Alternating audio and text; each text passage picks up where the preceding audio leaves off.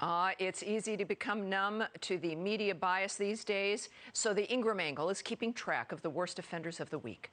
Joining me now is Jeffrey Lord, former CNN commentator, with former being the important word there, and contributing editor of The American Spectator. Also with me is Adam Guillette, the president of Accuracy in Media, an organization I believe all of us rely on a great deal. Gentlemen, let's begin with the distractors taking their cue from Biden. The media is now making Florida Governor Ron DeSantis public enemy number one.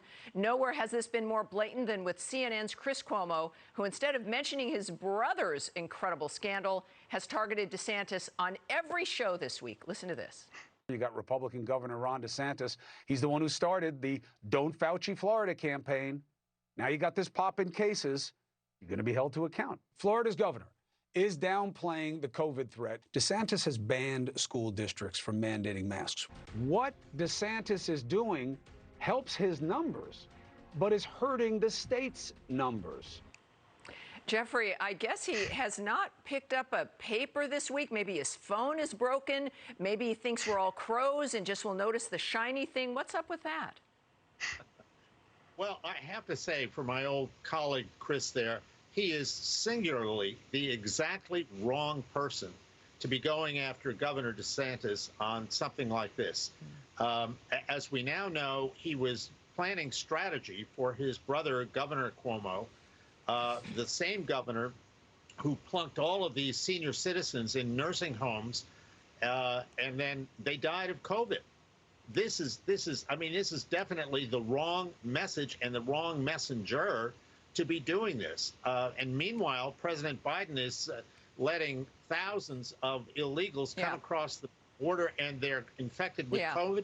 And Chris is acting like a political strategist. Adam, I think that it's kind of good news, at least for Americans' frame of mind, that so few people watch CNN. What's your take on Chris Cuomo's approach here?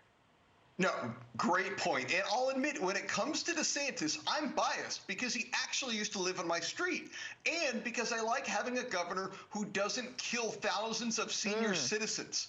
I mean, it's insane. We have a California governor might be getting kicked out of office. You have a New York governor with more scandals than they have viewers, and they try to pick DeSantis as the new Trumpian villain. And to Jeffrey's point, it's insane. He was implicated in the report this week in helping to keep that environment going. Accuracy in Media, we actually sent a mobile billboard to CNN's office this week to remind people about that. Good for you. Good for you. Now, gentlemen, Joy Reid, I know one of your favorite people, has a bone to pick with all of the conservatives calling, in fact, for Cuomo to resign. If you're one of those conservatives who's sticking your chest out and calling for his head, the same way that y'all acted like Al Franken should have resigned while paying near attention to your own backyard, I'm going to need you to stand down. So you're just going to have to forgive me if my response to their demands that Democrats answer for Andrew Cuomo is to tell them to kindly fart off. Let the adults in the room deal with Cuomo. So, Adam, after using that phrase, she then claims that she's one of the adults and needs adults. Adam, how is she possibly turning this around on conservatives? It's kind of strange, isn't it? Absolutely. And imagine Joy Reid consoling a victim.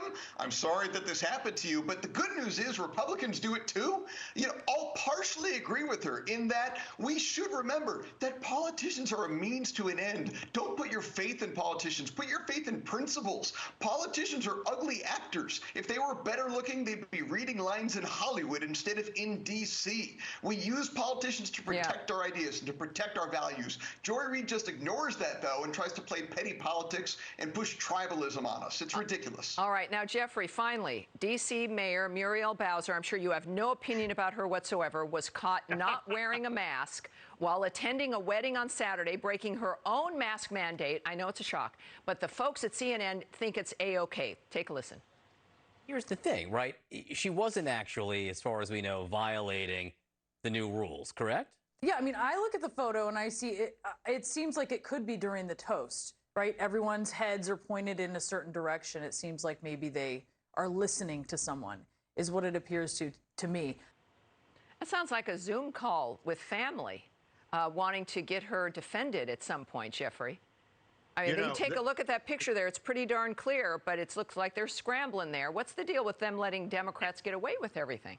Exactly. The thing is, this isn't just Muriel Bowser. This is Gavin Newsom telling people they've got to wear masks and they can't go out to eat, and then he goes out to some fancy restaurant in California. This is Governor Gretchen Whitmer doing a version of the same thing. This is Nancy Pelosi saying you got to wear masks and then getting her hair done, and there's no mask.